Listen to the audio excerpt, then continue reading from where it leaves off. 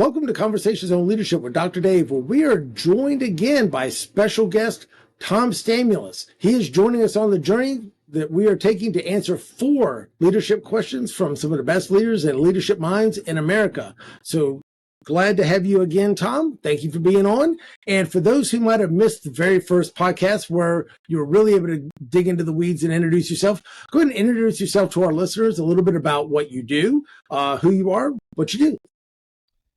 Thank you again. It's a pleasure to be back. And to kind of explain what I do, I started my company, True North Group, and what I do is I provide cybersecurity and cyber advisory services, specializing in helping small and medium businesses.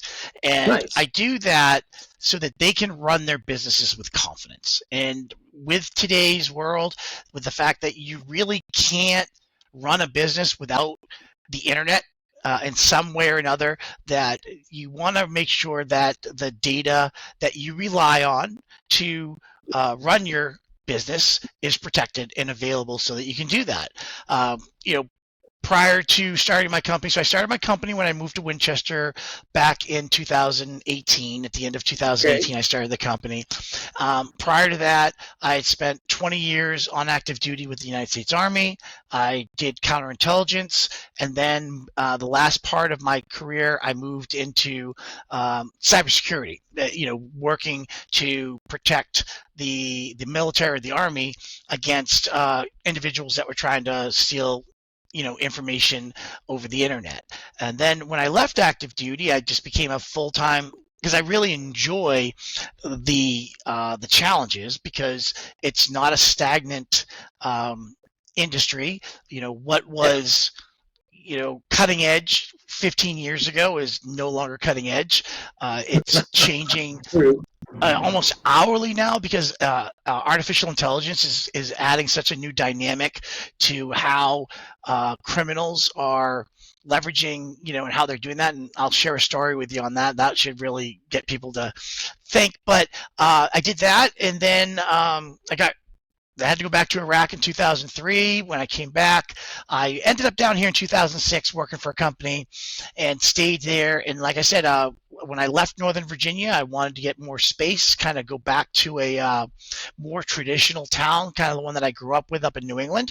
And I found Winchester, and kind of got tired of the whole enterprise level of working with industries in that manner, and I kind of wanted to work more with smaller businesses, because of the fact that they just don't have the resources or the support, even though they don't have a choice, right? They have to be on the internet to be competitive, but they don't have the same level of resources that these larger organizations have. And I just felt it was a way that I could kind of give back to my community, but also have my own company.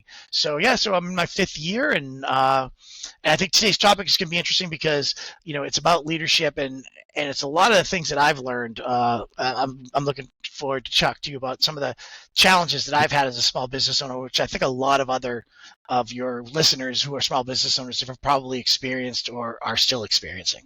I think so. And one of the nice parts about it is you're coming at it from a couple of different perspectives. I mean, you're looking at it from the leadership from a small business ownership standpoint. You're also looking at it from 20 years of leadership in the military. We're talking offline about, it's not about you, right? It's about your soldiers who are doing this stuff and, eating last and getting, into bunk last. And I mean, you're the, when you are in charge of a group of people, that you have that leadership responsibility, looking at it from not just small business, but from the military aspect. And then, from some of the larger corporate leadership, that puts a whole different spin on it as well. So we're definitely looking forward to hearing the perspective on that. Plus, I know you'll let us know a little bit about it, but I know we were talking offline about finishing up a new small business program that for leaders that you had finished. I'm really looking forward to hearing about that. But with that, let's start with the first question. So what does leadership mean to you, and what does good leadership look like? So leadership is I think you may have heard it. People might say it, but honestly, it's doing what's right, not what's easy. I think a manager, and there's nothing against a manager, will always, their goal is to do what's easy and do what's efficient, right? Because they have their task. It doesn't mean they're not going to do what's right, but they're not about they're more about efficiency. That's why you have a manager, because they manage the situation. The leader is the one that's responsible for ensuring that they're going in the right direction. Okay, it doesn't matter how how quickly and I'm going to use a lot of military terms here, but it doesn't matter how fast you can march if you're marching in the wrong direction. It doesn't really matter, right? Because eventually you're going to have to turn around and go in the opposite direction. So as a leader, you've got to be the one that ensures that whether it's your people, your business, whatever you're doing, you want to make sure that you're pointing your azimuth, right, is in the right direction. And that kind of whole reason why I created True North Group. It's because it's, when you look at one of the first things you learn in the military is land navigation. And when you learn land navigation, you learn that there are actually 3 types of north, which I didn't know until I joined the Army. And that's magnetic north, which of course you use a compass. People have used that. There's grid north, which is all of these military maps are broken into squares, and that's how you do your measurement. And then there's true north, right, which uses the North Star. Well, to do magnetic north, you have to have a compass. And also that compass can be impacted by large buildings, metal, large structures. It doesn't always necessarily, there's variances. And with grid north, it's the same thing. You have to convert your magnetic north into grid north. And if you don't convert it correctly, you can end up in the wrong spot.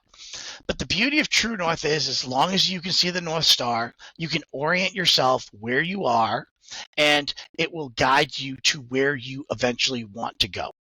And that's how I kind of build my business. All right, I want to help companies I want to guide them to whatever state they're in from a security perspective to a desired state, so that they can run their businesses with confidence. And I thought it was really going to be easy. It's easier, but everybody, when they start their company, they have this vision that whatever it is that you do, whether you're a carpenter, a mechanic, an HVAC person, a consultant, doesn't really matter. You're like, I can do this better than the people I'm working for. And you start off and you can do that part better, but it doesn't necessarily mean that you can run a business effectively. And it doesn't necessarily mean that you have all of the necessary leadership skills necessary to run a business with employees, because it's far different to run a business as a solopreneur than it is to run a business with one or more employees. The entire dynamic changes. And I've learned a number of lessons. I learned there are things when you start out, I think I mentioned to you that I tell people the only reason to start your own company is so that you can pick the 60 hours that you work, right? Yeah, there's really no other reason, right? Because you're not going to get rich right away. You still have multiple demands placed upon you. The only thing you really have the freedom to do is to choose your schedule. You still have to work a lot of hours, but you get to choose your schedule. If you don't want to start till 10 in the morning, so be it. But you're still going to work till 8 o'clock at night. You're not going to work till 5. You maybe, if you're lucky, you recognize maybe Labor Day, Independence Day, Christmas, right? The rest of the holidays, everyone else is off. You're actually working because it's a work day for you. And the other thing that I don't think I really realized was that, you learn that at 40 hours a week, there's 2,080 hours in a work year. So let's just say 2,000, because you usually, get 2 weeks of vacation depending on where you are in your career. And you're like, you know what? I want to make $100,000 a year. So what do? Right? You take $100,000, you divide it by 2,000, right? That's what, $50 an hour? Right? You're like, okay, cool. All I have to do is make $50 an hour. Well, what they don't tell you is that you have to make your income in half the time, because you only have 1,000 billable hours. And people are like, what do you mean? Because the other 1,000 hours is all the non-billable stuff that you have to do: the marketing, the bookkeeping, the sales, the networking, whatever it is, anything that you don't get paid for by a customer, and that you're not paying someone else to do, you have to do. So now your rate has to go up. So now can you charge $100 an hour, right? Is that, or $200 an hour, I'm sorry, because it would be $200 an hour times 1,000 hours. So, is the value you're providing going to be accepted in the area that you're doing business? I mean, if you're national capabilities, then you have a little more flexibility, but you're in a very finite, logistically, area that they might not be able, because we all know that what you can charge over in Northern Virginia, you may not be able to charge here on this side of the mountain in the Shenandoah Valley. So now you've lost 1,000 hours of billable time to do that. And, and you start realizing that, okay, I realize, I have QuickBooks, but it's not a check ledger, right? It's a lot more involved in, sending out invoices and doing quotes and getting signed contracts and having legal protections in your documentation. And you're doing it all yourself because you don't feel that you are making enough money to hire somebody else. So you're charging $200 an hour. You're charging yourself $200 an hour to do work that might only charge you $50 an hour if you were to hire a bookkeeper.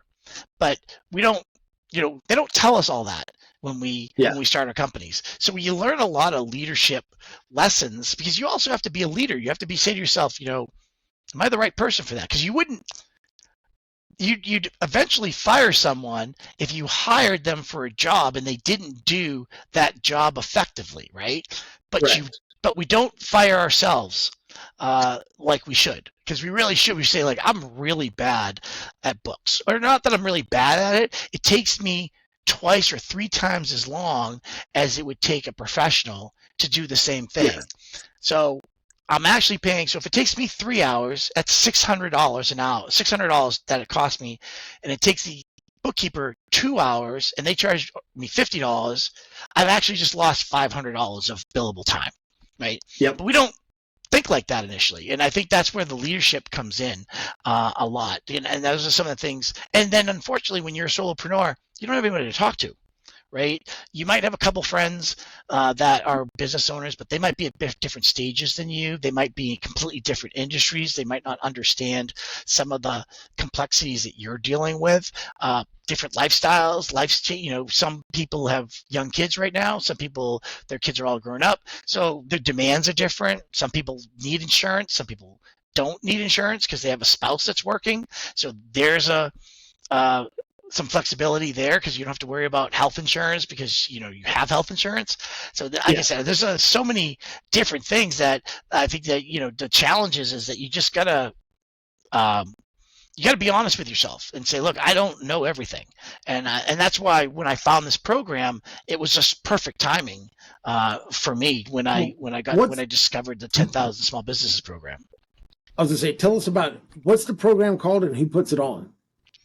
So it's called 10,000 Small Businesses. It was a program back early 2000s, I think it was. Goldman Sachs made a commitment to growing and teaching small business owners, and because they and what I don't know if a lot of people realize this, and I really didn't realize it until I joined this program, but 99.9% of all businesses in the United States have less than 1,000 people working for them. Right. That's over 33 million businesses. So you think of all of the big businesses that you can think of in your head, they make up 1/10% of everything. Everything else is basically a small business in the United States. And so they realized that, but they also realized that these small businesses, however you want to call them, they're the backbone of our gross domestic product, right? Without small businesses, our country would collapse. And they know, but they also admitted or understood that we face some of the the biggest challenges that over any other big enterprise. So I think it was in 2009, they donated $500 million. And they created a relationship with Babson College out of the Boston area up in New England to develop a program called 10,000 Small Businesses. The goal was to train 10,000 business owners and entrepreneurs to grow their business and address all of the challenges that a small business owner faces. Everything from who you are to where you want to be to marketing, employees, and things, and that. So they did that. They finished with 10,000, and then Goldman Sachs made another donation, and now they're in the progress of training another 10,000. So when I graduated in May, I think I was in the 14,000. So I was the second phase, and there were 300 people in my graduating class, but we had been broken down into sections. So that's what Goldman Sachs did. They started it, and they have a great relationship with Babson College. So what this program consists of is that you have to apply for it.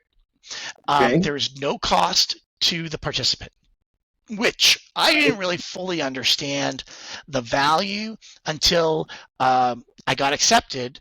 And the individual, a colleague of mine that recommended it to me, he said, he goes, do you realize the value of this? And I said, well, I mean, based off of what I've investigated, this is really valuable. He goes, yeah. He goes, Goldman Sachs spends between probably $30,000 and $50,000 per scholar to do this. Wow. So he said, you've basically been accepted into an MBA program that has been condensed into 12 weeks.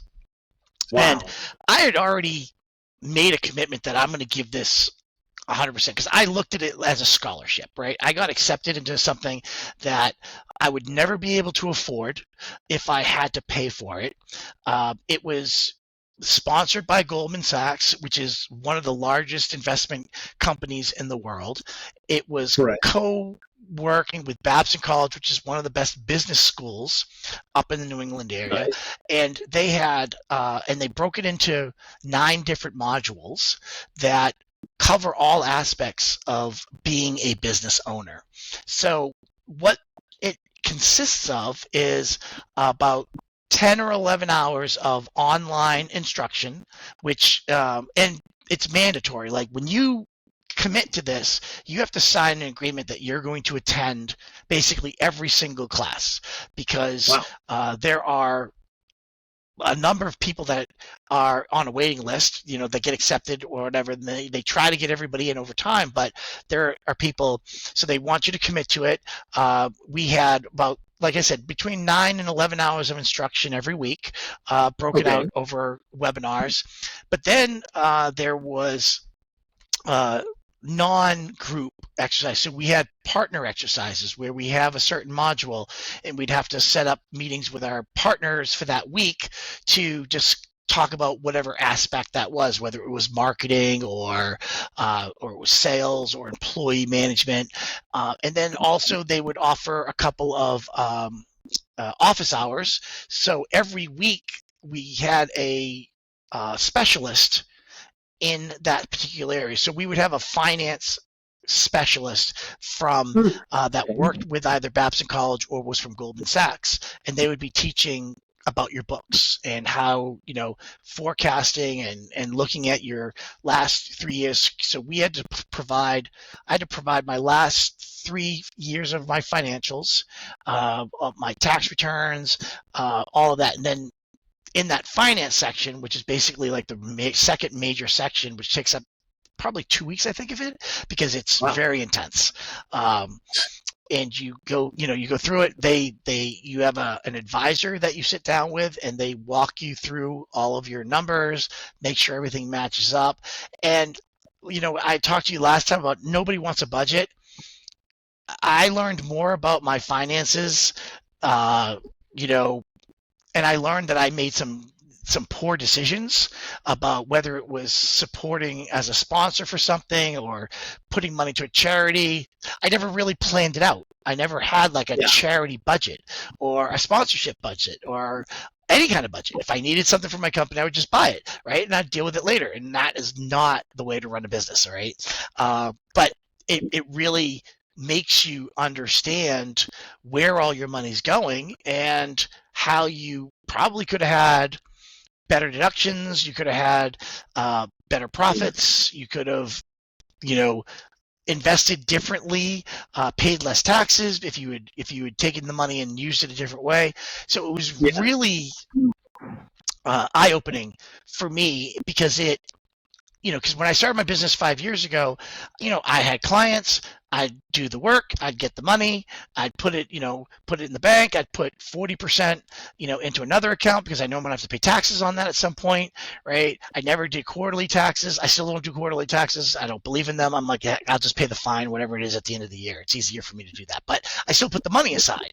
But then, I didn't know anything about S corps or C corps, or when's the right time to become an S corp, and why you want to become an S corp, because audits drop significantly because solopreneurs or people who just are listed as an LLC get audited like 15 times more than an S corp does. There are significant tax savings when you become an S corp because you're now a W-2 employee. I didn't know any of this stuff. I just knew how to do what I was doing. I knew the value that I provided, but I didn't really truly understand all of the back end. Also marketing, how much do you spend on marketing? What marketing works? They looked at your website, right?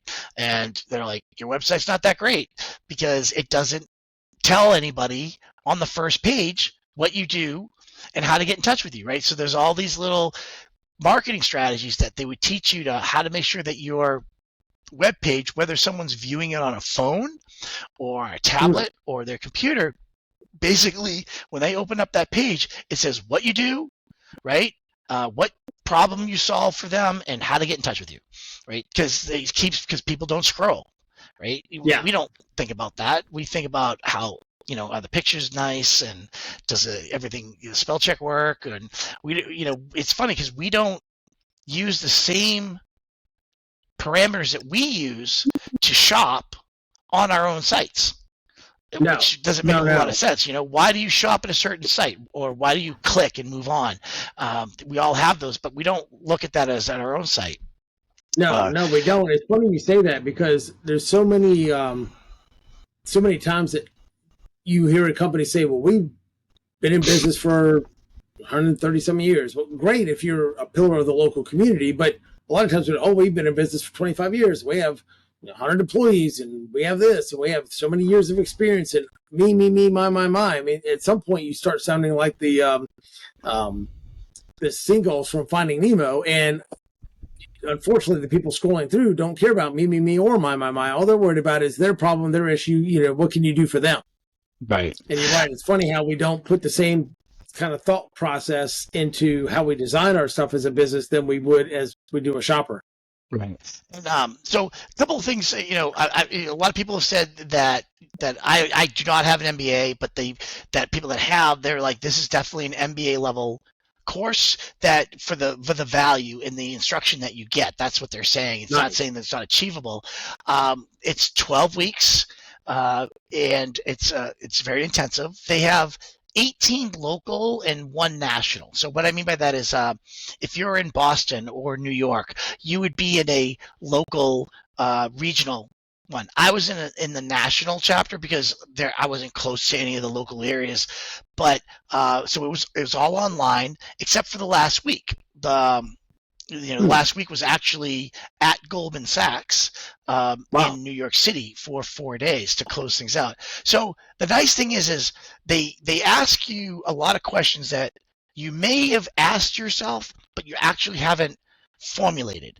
And so, for example, they ask you, what's your vision? What's your mission? What's your strategy? Do you have core values? Most people will say yes, and you say, tell them me. They don't know. They don't even know what they are, right? They'll be like, integrity. Even big companies that have core, right? Well, even big companies that have core values, you see them once on orientation, and then every once in a while, when you walk into the C-suite, you might see them on the wall. But other than that, you don't know them, and they take it a next step further. If you don't know your core values, then how do you build culture if you have employees? They beat us up, not beat us up, but they were pounded into us that what kind of culture do you want? And they're like, well, if you don't if you can't verbatim say what your they said you don't need 15 core values. What is a core value to you? You probably want to carry it over to your business, and then whatever culture and what your mission is, you need to convey that over and over, and until the point where you are so tired of telling your staff about what your culture is, that's when you have to actually keep going. That's, you don't stop there. Yeah. That's when you're probably just starting to crack, because if you want people to emulate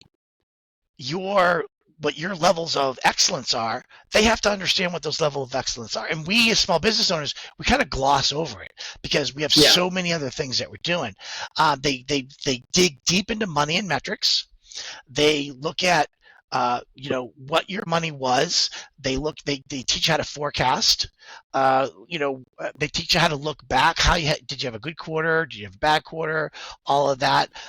We cover leadership intensively a lot, like with what makes a good leader, what are your personal behaviors, how do you hire people. They talk about hiring and managing people, because if you want to grow, you got to scale, and in order to scale, you got to hire people, and there are so many different laws that are attributable to hiring people and keeping people. And then they talk about about counseling.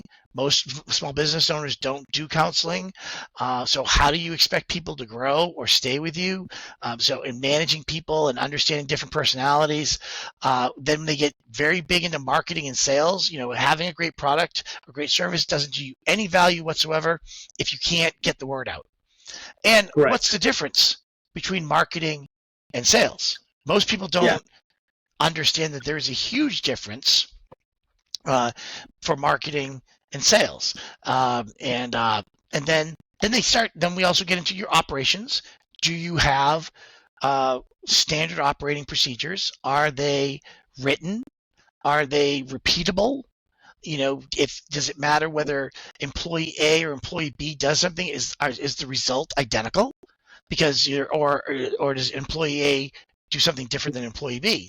And then what are the technologies that are out there to help us do? We shared different platforms that we use. So for example, and I don't hope none of your people work for QuickBooks, but I can't stand QuickBooks. I think it's overpriced. I think it's not intuitive. But then I go all the way to a program like Gusto, which is payroll. I absolutely love it. It's intuitive. I didn't know anything about HR and payroll, but it walked me through how to create my policies and how to figure out what my holidays were and it took care of my W-2s. I mean, to me, that was very intuitive how it worked. But QuickBooks just keeps raising my price and doesn't tell me what I'm getting. So I just have a problem with that. But they have a lock on the market, though. I mean, there's really the challenge is you can change your accounting program, but the problem is most accountants and bookkeepers only know how to use QuickBooks. Yeah. So you're kind of locked in. They've got the brand recognition, and they were smart enough to realize that if I deal with the accountant market, where all these bookkeepers and all the small businesses feed the data into, and it's only in a QuickBooks format, then, like you said, we got a lock on the market. But I know a couple of folks that use Gusto and absolutely love it. So we've got a couple more questions. Let's get back into those when we get to our second segment. So we are going to close out our first segment, and we'll be back with Conversations on Leadership with Dr. Dave in just a moment.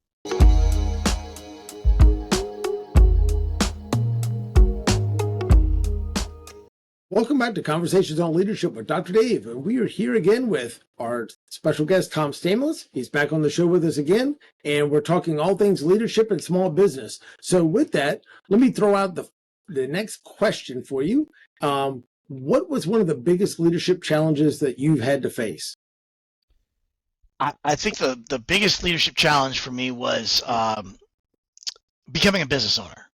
And, when I spent all the time I spent in the military, it was easier because you all have a common mission, right? You all know what you signed up for in the military. So there's a certain leadership style that is, throughout the entire army, right? There's getting things done. It's not about your feelings. It's like, look, we have a mission to do and I don't care, right? But they also train you how to effectively lead soldiers, because regardless of what happens, the mission still has to be completed.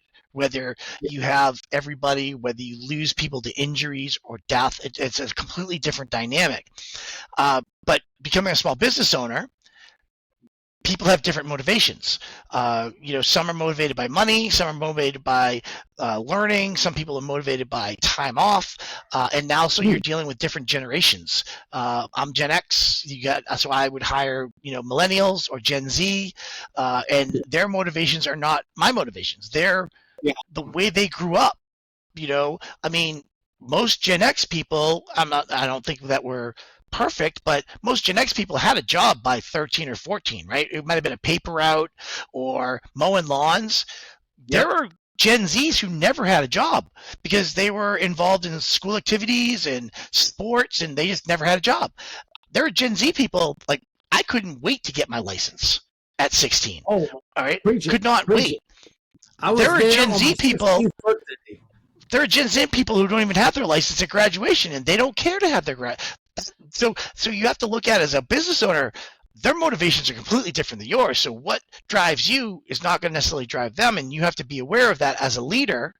That not everybody's cut from the same mold, and that you have to.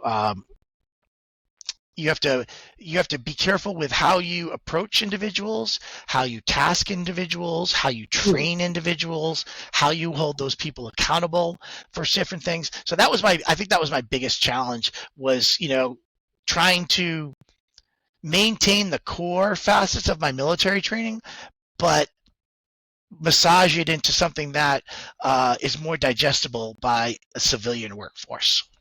I can certainly understand that. And I was laughing when you mentioned it because the same thing. It was, did mowed lawns, did odd jobs until it was 15 and a half. And that was the minimum age, 15 years and 6 months when you can go down to the city and apply for a work permit. Mm-hmm. And have limited hours and so on until you actually turn 16. But you're right. I was right down there. The first time I could apply for a work permit, I was there. And that was my birthday gift for my 16th birthday was Mom pulling me out of school and taking me down to the DMV to take my test. Well, and I joke because I said that our parents all worked too, right? They were, they were the children of the greatest generation, right? They all worked. They expected their kids to work. They all worked. We did the same thing. The way that our parents raised us is different than the way we raise our own children, or the way we raise our own children, which is interesting because I always joke with people. It's a little bit off topic, but I explained to my daughters that at 10 o'clock every single night, right, there'd be an advert thing on TV that says, it's 10 p.m. Do you know where your children are? I was like, our parents had to be reminded they had children. Okay. I mean, could you imagine now? Every parent knows where their kids are at 10 p.m. now, right? I mean, it's like if they don't, they just look at their phone to whatever it is, that 360 tracker thing, and they know where their kids are. I mean, we'd leave on a Saturday morning, and our parents didn't know where we went. We'd be gone. We didn't even have food, right? So it's like but that can hurt us because I'm like, just deal with it, and you can't be like that with every individual because you can't expect the fact that they walked the same path you walked in. So as a leader, you've got to be understanding that some of these younger generation never had to figure out where their lunch was, right? We always joke that we drank out of hoses, water hose. I know kids that have never touched a water hose in their entire life, all right? It's because they, it's not right or wrong. It's just different. So when how I can give you a direction is going to be far different than how I'm going to give an 18-year-old direction, even though it could be the same exact tasks, because I look at what your skill sets are, but I also look at your personalities. And I think as a leader, that's what you need to do. You got to look at not just their experience, but their personalities, how they receive orders, how they learn. Do they learn by reading? Do they learn by watching? Do they learn by doing? And you have to take that time, because I think one of the big flaws is that we try to get so much done in a day that we usually shortchange the people that we're training, because we train them like we're training ourselves. and you really can't. They're like, well, I got it in 5 minutes. Why can't they get it in 5 minutes? That's just not. Because But like I said, that was one of my biggest challenges, was learning that, was trying to adapt to the fact that people learn different speeds, and that you can't put your expectations of yourself on another individual. No, it's very true. And it's funny because, had the same issue. Sometimes you're thinking, okay, well, I can do this and it comes easy to me. Why doesn't it come easy to you? And you had mentioned earlier about not just generational. They haven't walked the same path you have. Like I said, I think the concept of latchkey kids nowadays, people would lose their mind and have a meltdown, versus, okay, well, I get home and mom and dad get home at 6:30. All right, well, I got to figure out what to do till then. I make myself, like I said, make yourself some food and figure it out. But it's communication, behavioral styles too. Like you said, how do people learn? What drives them? What's their kind of underlying motivator? You think it's money, like you said before in the last episode, and then they realize, okay, it's not as much of the ROI as it is me doing a good job and making sure the job gets done right to my satisfaction level. Or, how do they process and communicate information? We mentioned before about, you got a high D person who's, hey, I like the 3 bullet points in executive summary. We can ask about the wife and kids at lunch, right?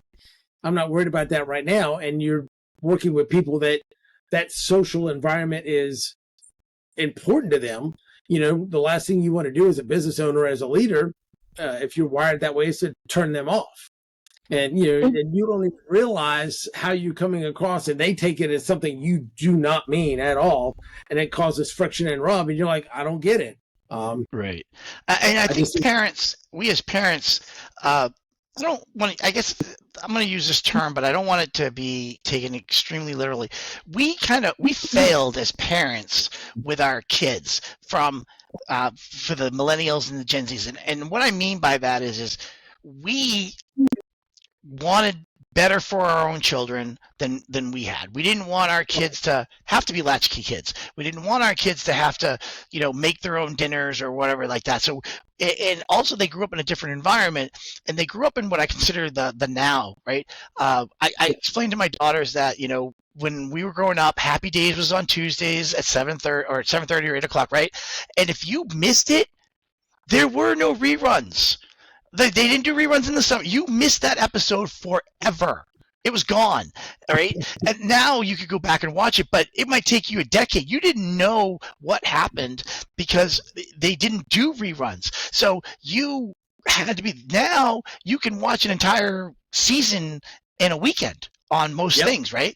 So if they want – something online, they order it right away. If they want a pizza, it's there 30 minutes later, right? They don't even have to preheat an oven. I mean, it used to take us 20 minutes to preheat an oven when we were growing up. And so they are in an on-demand society, and it's been great. But where we failed as parents was it's not because we did it on purpose. We didn't realize that that's not how your career works. Yeah. See, your career is not on demand. So we made them believe that go to school, work hard, go to college, go whatever, and when you're done, you're going to be rewarded for your efforts. That we knew that wasn't true, but we didn't look at it that way.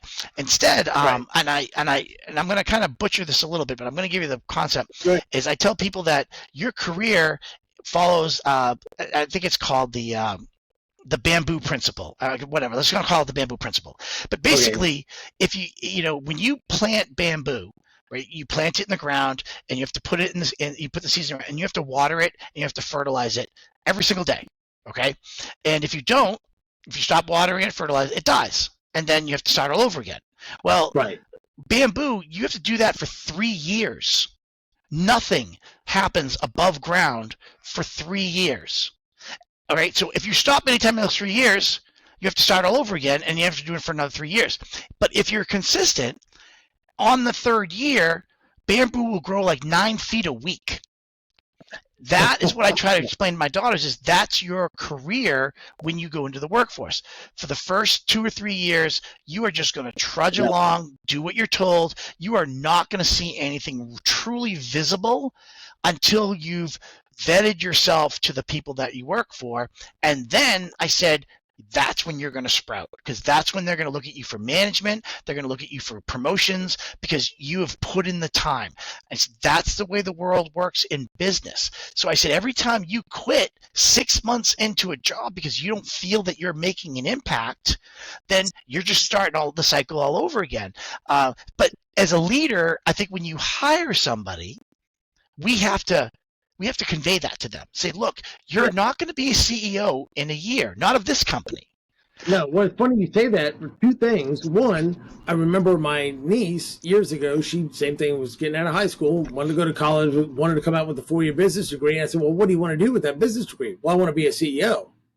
Okay, well, what industry, what, type of work? No, I want to be a CEO. And she literally thought she'd come out with a business degree and start working somewhere, and within 6 months, be a CEO. I mean, legitimately thought that. Blew my mind.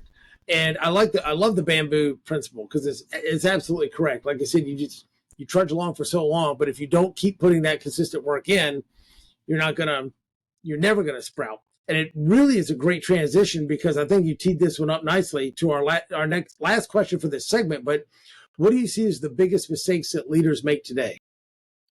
So the biggest mistake is that I see is that their individual business or the business that they created outgrows their capabilities as a leader.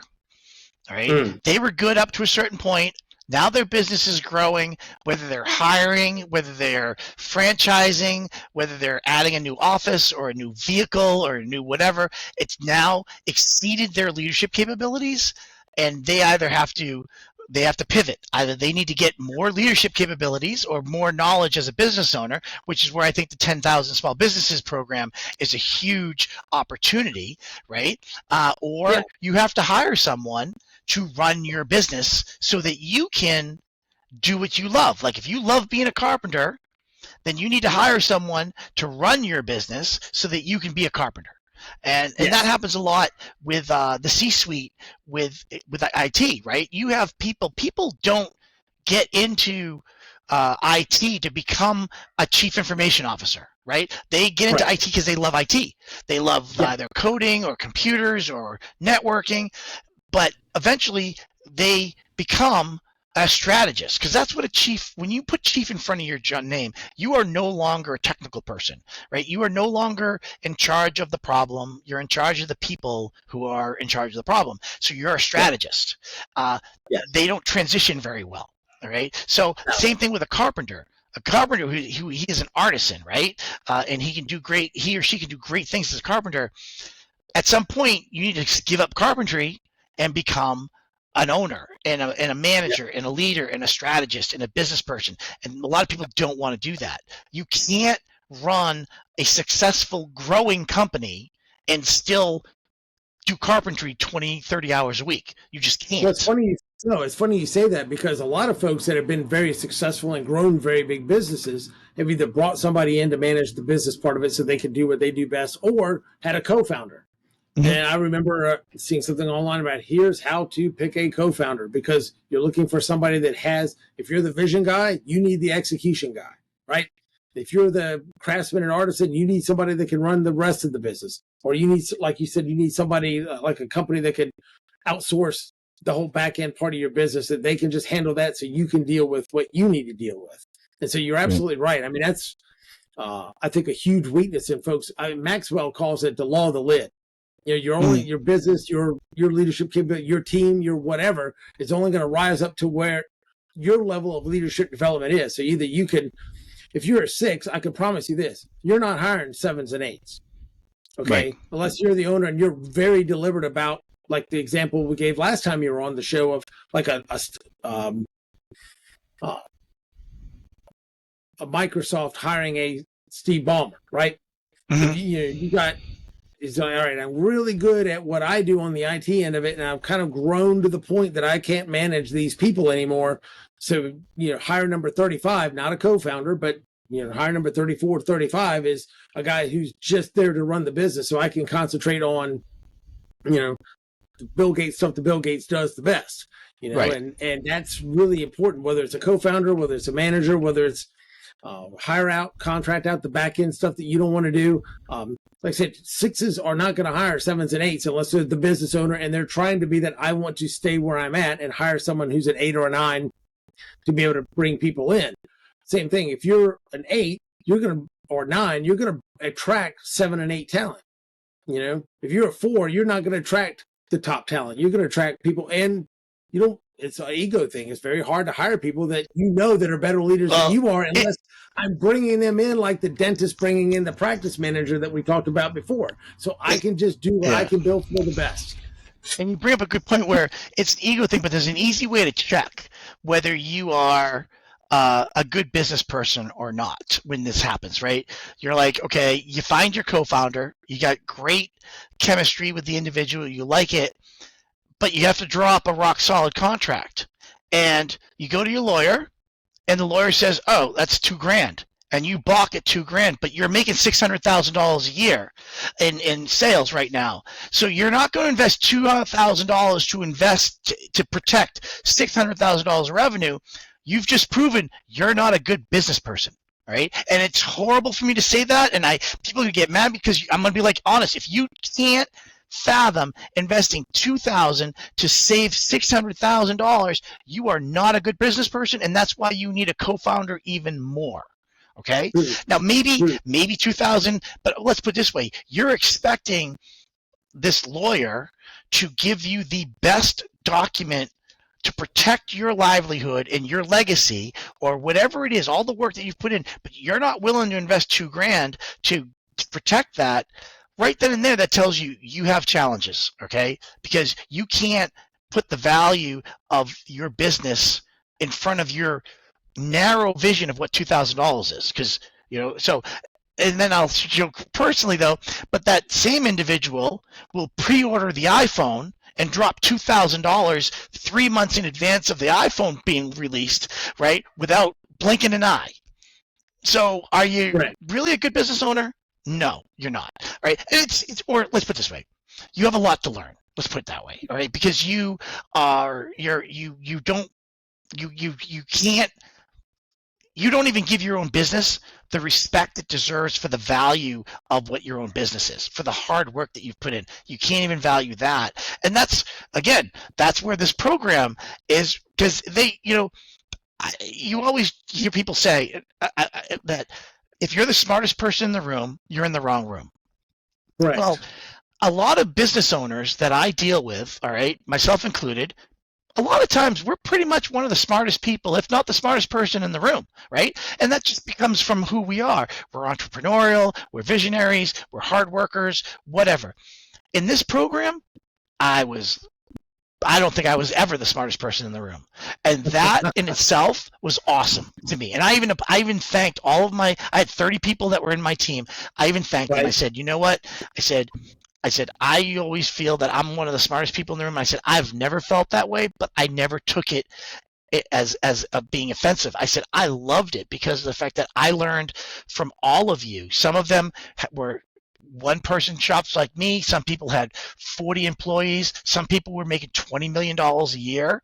They had family-owned businesses or whatever. So I had the opportunity to be in a room with some of what I consider to be some of the smartest people, even though they were in the same room with me trying to learn from other people, right? So it was great learning from people and not being the smartest person in the room, because it was humbling, but it was also really uplifting, because a lot of them had the same problems that I've had, or have experienced. I learned how they got through it. So it was just, like I said, that I really can't talk enough about the value of the program for what I got out of it. And I think if you put the time into it, there's no business owner that can't learn from that. So it doesn't matter whether you've been in business for a year or 10 years. If you want your business to go to some other level, then you need to put yourself into a situation that's going to challenge you to get to that next level. Cool. And that is a perfect segment, because when our last question that we come back to the next segment is going to tee that up perfectly. So appreciate that, Tom. So we will be back for our last segment on Conversations on Leadership with Dr. Dave in just a few moments.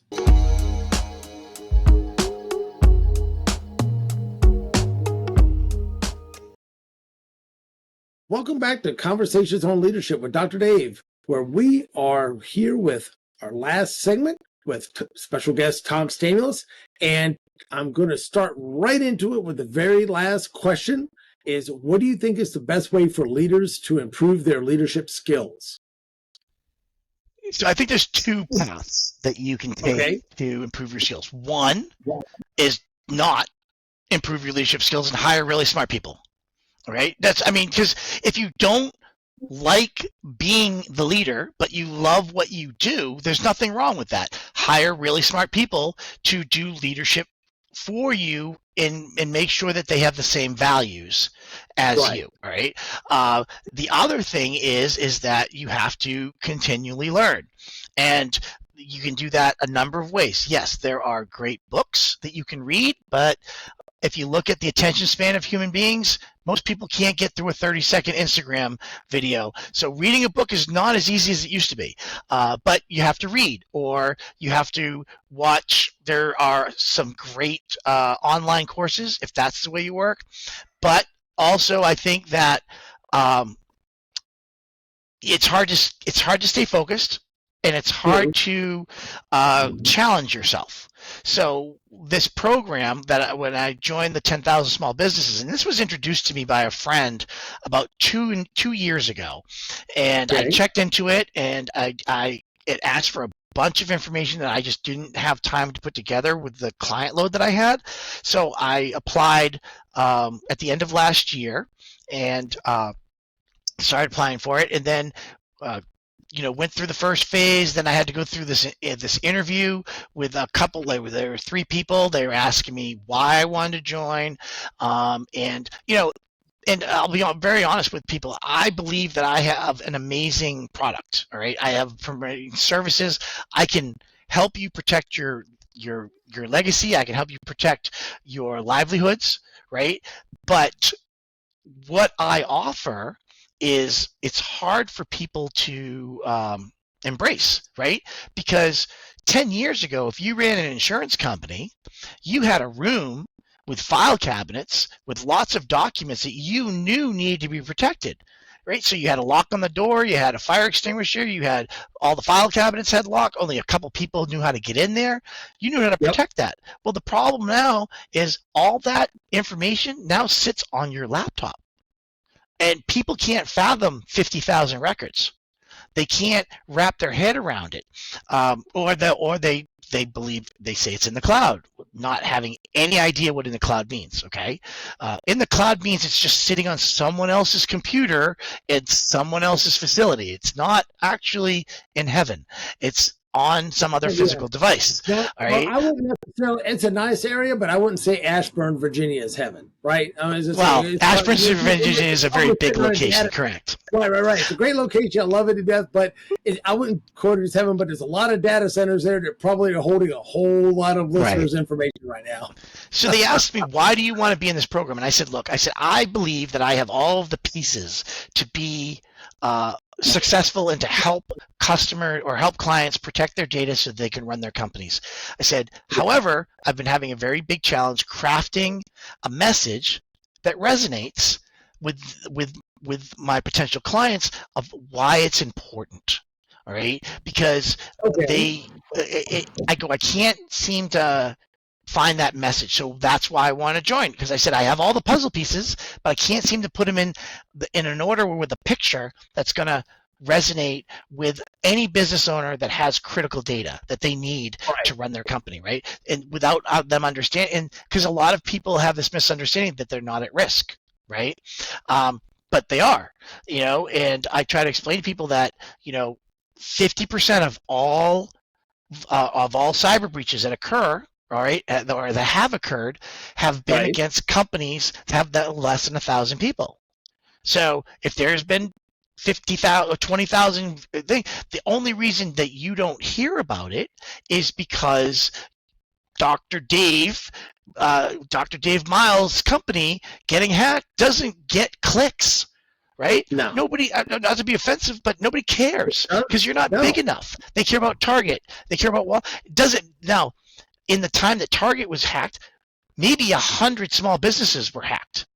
but you don't hear about them because they're regional. Now, they have a significant impact to their community, but Fox News, CNN, they don't care about that, right? Because it doesn't get views, and we realize that everything's about views now. So there's a misunderstanding that small businesses aren't impacted by it, right?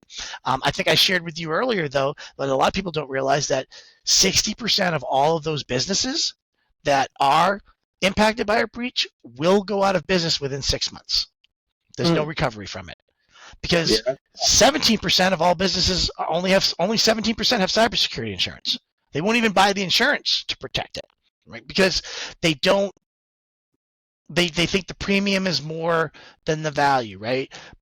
Right. So there's a lot of things that need to change, but I think once you go to this course, and you start realizing, wow, I have a legacy. I want to leave this to my kids, or I want to expand, or I want to franchise, or I do something, or because of my business, I do great things in my community, right? I mean, you think about it. When I was growing up, every baseball team had a sponsor where you'd put them on the back of your shirt, right? You can't do that if you don't have a fairly well-running business.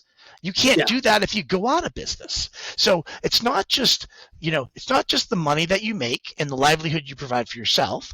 It's the livelihood you provide for your employees and their families. I mean, it's a pretty big responsibility to understand that the clothes that your employee is buying for their children is a direct result of what decisions you make as a business owner and as a leader, right? When you start going down several layers, you're like, wow, okay, everything I do impacts them in some way. The car they buy, the food they eat, the trips they plan, all of that is dependent, because if you can't stay in business, then they're going to have to go find a job someplace else, right? Or if you can't, so owning a business as a solopreneur, that's one thing. But the moment you take on those employees, you're now a leader. But a lot of people, I don't think, even value their business, because we had to do that as well. What's your business worth? If you were going to sell it, what's it worth? And you realize that, wow, my business is actually, for some of them, because they had more, like for me, I am my business. So I can't sell my business because I am the business at the moment. But if I scale and I have several products or services and employees, now my business is worth a lot more. But you don't realize how much your business is worth until you start taking a hard look at it, and you're like, wow, my business is worth a lot more money. I mean, you may only be making $1 million a year, but your business might be worth $6 million a year because of the clientele that you have, or the way it's run, or however the assets that you have. A lot of people don't realize that there's a lot of value in your business. So this makes you look at that, and so then it starts to make you realize, wow, I need to start making better decisions as a business owner and as a leader. And this course, it's not judgmental. They are there. They will work with you as much as you want to work with them. I would only give one piece of advice, because I met a guy while I was there. He's from Denver, and he cleans grills, outdoor grills. That is his business, right? Because I know people are thinking like, I haven't touched my grill in 5 years, right? You got all that. It's like a fire trap, right? You get all this stuff. Well, he cleans them, and this was his high season. So he said, I should have came here. I should have asked to go in when my off season. So I would say that if you have a business that's seasonal in some manner, like if you're in a landscaping business, you don't want to be in this course at the height of your landscaping season because of the fact of the demands that they place on you. And they will let you defer. So if you're accepted, you can say, look, I own a landscaping business. Can I start in October? Right? And they'll be like, sure. So don't not apply because you're in a seasonal business. Just be honest with them that when you think you could give them the most time. And like I said, it's a very simple thing to apply for. It's the website, which you can post it in the notes as well, but it's 10K SB apply. So it's 10,000 small business apply.com. And right at the bottom of it, there's, it explains the basics of the business, and there's you can apply down the bottom, and then they'll just ask you to start supplying some information, and their goal is not to reject anybody. They have a 96% graduation. And I think they said, I read it somewhere. I think I kept it. Something like 70% of the graduates report higher revenues within 6 months of graduating from the program and applying what they've been taught. Nice. and you get to meet some amazing people, and I've got friends. I mean, they were colleagues and scholars, but now I've stayed in contact with them, and and I'm doing business with some of them as well, because we had an opportunity. We're creating some partnerships, so it's a great opportunity in all areas. It sounds like it's, a fantastic way to explore your network and expand your network and explore other people that are out there doing other different things, even if you're never doing business with them. Just being able to relate to people that are in a similar situation. They're business owners. They have similar challenges that you. Being around those type of people and being able to actually talk to those people, kind of offline, even if, say, you're in a regional business. Now, your business you could do anywhere in the country, anywhere that's internet, you could do the thing. But a lot of people aren't. A lot of people are more regional. They're not quite as worldwide or national. And what's great about that is, if you had, and you mentioned a landscape business, I'll just pick on a landscape business. If you had a landscape business in Charlotte, North Carolina, and somebody else had a landscape business in Phoenix, Arizona, you could share every trade secret because you're never going to compete with them. Right. Directly. You're never going to be bidding on the same stuff. So you guys could be like two peas in a pod, really helping each other out, sharing information, because exact same business, not competitive. Right. I'm glad you brought that up, because one of the biggest benefits that I feel is that once you graduate, you are now an alumni. So there is another website or another site that you get access to once you graduate. It's called 10KSB Connect, which means I now have access to 14,000 graduates who all have a commonality, because we all graduated from the same course. So it says something about you. You can reach out to them. We actually had several of them speak to us about how the program impacted them, how their business has grown, how they've used things. So, and the advisors will tell you, reach out to these other companies. So I've found there's a very small number of cybersecurity companies that are in this, but I've reached out to them. Like you said, some of them are regional. We're not going to, but there's opportunities to potentially partner with each other. And to me, there's 14,000 potential clients, because everyone needs cybersecurity in my case. And if they're not doing it now, but at least I've passed maybe the first stage, kind of like, if you both go to the same college, right? Or you're both in the Army, or they're both in the military, you kind of have that little commonality that gets you through the first door. And then after that, they're less suspect of you because you went through the same course. They remember the challenges, they remember the good times. So that's one thing to start talking about. And then maybe you just get a reference or an evangelist.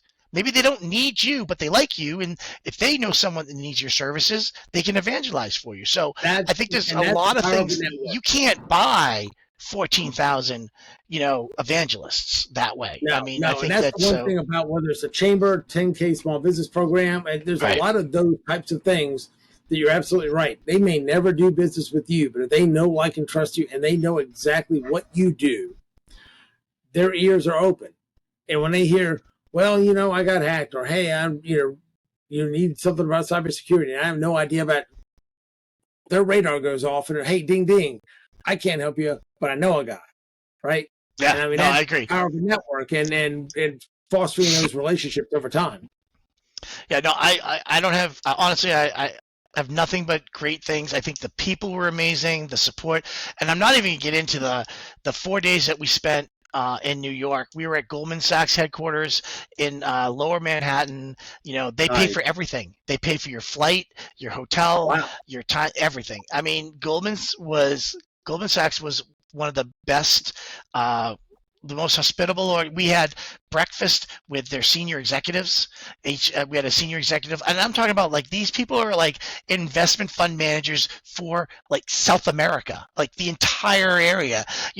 They've been with Goldman Sachs for 24, 25 years. They're senior executives, and they are sitting there talking to small business owners who some people are making $100,000 a year, and they're talking to them like their peers. So, I mean, I just can't say enough about Goldman Sachs, how they treated everybody. Everything was top notch. I can't say enough about the advisors. They care.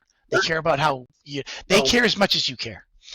So like I said, I would recommend anyone who wants to grow their business, either franchise-wise, people-wise, whatever. You can't lose by applying. You cannot lose by applying. Well, it sounds fantastic. I tell you what, when you're talking about having them fly you out and do that last 4-day program, that's priceless, and that really puts a lot of that value. You said it was probably $30,000, $40,000, $50,000 worth of value in that Saks is paying for. But two things: tell everybody a little how they can get in contact with the program again, and then tell our listeners how they can connect with you, your company, all the goodness of Tom Stamulis outside of all right. outside Well, of let's see. 10,000 So like Saks. The most important part is it's 10ksbapply.com. If you go there, that'll show you, explain the whole program, what it entails. Like I said, it's a 12-week program. There's a minimum of probably 10 to 11 hours of actual instruction. So you want to make sure that you put it over the whole per course? week. No, that's per week. That's important for people to know. Yes. So it is a commitment, but it's 12 weeks. Like I said, most of us would not be able to afford to get a course of this level for free. And that's the one thing you got to remember. So what they're not charging you in money, they're expecting of you in commitment. And I think that's a perfect trade-off. I would do that every day. But there is, so I would recommend that you consider between 10 and maybe up to 20 hours a week, not every week, right? Because there's a couple weeks that there are lighter, but when you're doing the finance part, that takes time because you have to collaborate with your other things, and then it all culminates with a growth opportunity. So what they ask you to do is, what's something that you want to do? Franchise. I want to open up a new restaurant, a new store. I put together a new service, and you work with your advisor all the way up through graduation, and then at the end you give a 3-minute pitch of what your growth opportunity is, and your classmates rate it, tell you how it is. Do they think it's, and they give you great feedback from it, and so you leave with a tangible asset, I guess, whether it be how I'm going to open a new store in another area, or how I'm going to franchise, or how I'm going to open a new restaurant, or how I'm going to launch this new service, because it also looks at how much money you could potentially expect to add to your bottom line. So you have your existing business, and what is this growth opportunity going to do? So for anyone who's ever had an idea about how they would like to grow their business, you can use this as an opportunity to build that out and see. Some people switched halfway through. They're like, I don't like that idea. And they went to a different idea, but they got that different idea because of the program. And it works. Feedback they get too. Yeah, they probably get a lot of great feedback where, I mean, if you're just kind of in your own silo and you're not getting feedback from all these different diverse people, and then when you do, you realize, wait a minute, you got a point. Maybe that wasn't the brightest bulb in the marquee. Maybe that wasn't the thing that's going to really do it for me, and they can really dial that in and hone it in. So no, that I would certainly recommend that to anybody. We're going to put the link in the description. And how can they connect with you personally before we sign off? Yeah, so I have my website, which is it's tngllc.com, or the short for True North Group, LLC.com. I'm also on, and one of the things that I took away from this is I had to reassess my marketing and my brand management. So I'm adjusting my website. I'm changing. I've got a YouTube platform. I've got an Instagram platform. I have Facebook. I used to do Facebook Lives a lot. I'm going to start bringing those back, because a lot of the stuff that I do appears to be technical and confusing, but it's really not. I tell people if you can protect your home, then you can protect your network. I can show you it's the same concept. So I enjoy doing that. So like I said, it's True North Group. You can find me on Facebook. It's my Tom Stamulis on LinkedIn. I'd love to connect with people on LinkedIn. I also am happy to do presentations for local clubs, Rotary, Kiwanis, church groups. It doesn't really matter because a lot of the things that I teach, even though they might be focused on business, a lot of the practices can be carried over to your personal life to help protect your own data as well as your children's data. Because there's a lot of people who try to, use our family's private information for nefarious means, and I can do that. But yeah, just if you want to go to the website, you'll see a lot of changes. I'm gonna have some questionnaires for people if they want to see are they doing everything they could do, and love to. And like I said, anybody have any questions, just reach out to me, and I'd be happy to talk to them. Outstanding. Well, I would definitely encourage everybody to reach out and connect with Tom on LinkedIn. Check out his website. If you're interested, look at the 10ksbapply.com. And with that, we're the end of our conversations on leadership with Dr. Dave for this episode. And thank you so much, Tom, for coming in. And we will see you guys next time. Great.